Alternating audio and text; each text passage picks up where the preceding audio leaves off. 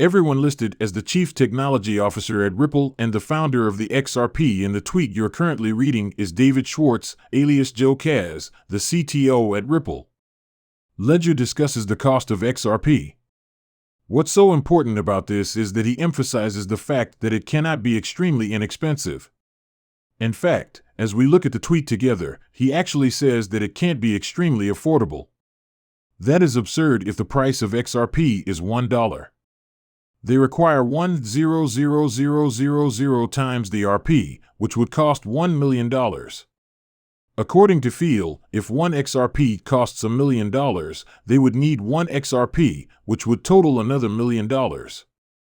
And the tweet doesn't stop there. He really goes into greater detail regarding this subject, mentioning things like how increased pricing result in total lower payments.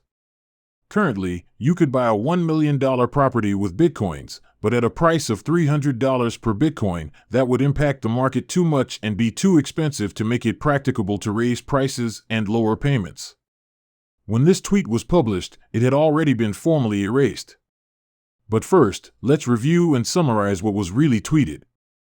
Currently, we are unaware that financial institutions are Ripple's primary target market. And because XRP is effective, Ripple is currently preferred to SWIFT or any other cross-border payment solution or business. But most crucially, it's because it's inexpensive, and the only way to make XRP inexpensive is to increase its value. Added to this, the volatility is one of the main topics we examine specifically for cryptocurrencies. Now let's use an example. Let's pretend we need to sell 100,000 XRP because each unit costs $1. And we wish to send a $100,000 cross-border payment. Consider the unique market activity that would take place if each and every unit of XRP had a worth of only $1, forcing us to sell a lot of them at a cheaper price. For instance, the first 50,000 units would sell for $1, while the last 20,000 units will sell for $99.99. The remaining 20,000 will then perform at 99.8. If you compare $100,000 to larger sums of money, such as $100 million or $1 trillion, it might not seem like much of a difference. You start to notice substantial losses there. Also, these will be repeat business interactions. In the long term, you won't feel comfortable wanting to perform these transactions if you're losing money on every single transaction. Hence, this is where problems arise.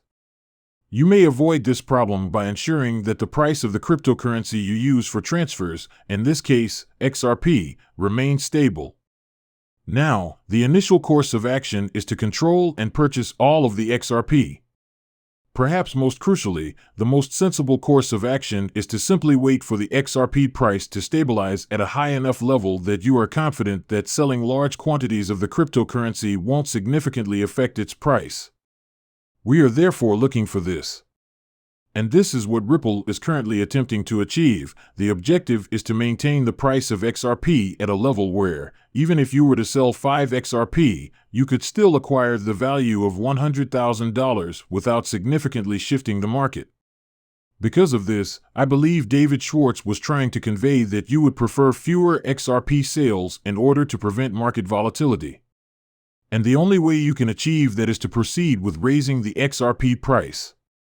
For this reason, I'm telling you all of this with the intention of also informing you guys that in a case for XRP, the cryptocurrency, when we talk about chart analysis tubing, Nachi extensions, graphs, all that they actually carry very little weight for XRP, and this is only because XRP's prices are currently based on Ripple the lawsuit, which is Ripple versus T, and so if a transaction happens, you will need to sell a couple XRP to be because adding new users to the Ripple's network immediately increases the amount of money flowing into XRP and drives up its price.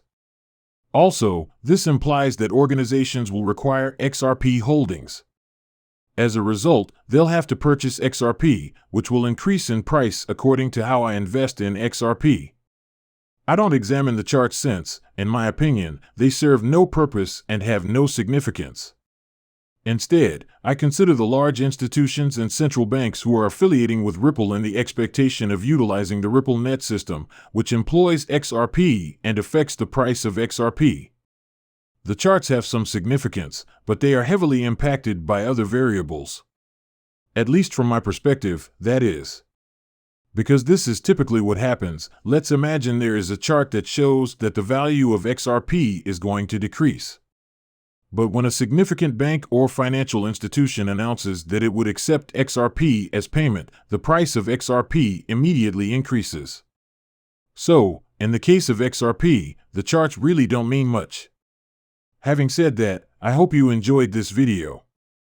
Please hit the like button, subscribe to the channel, turn on post notifications, and share it.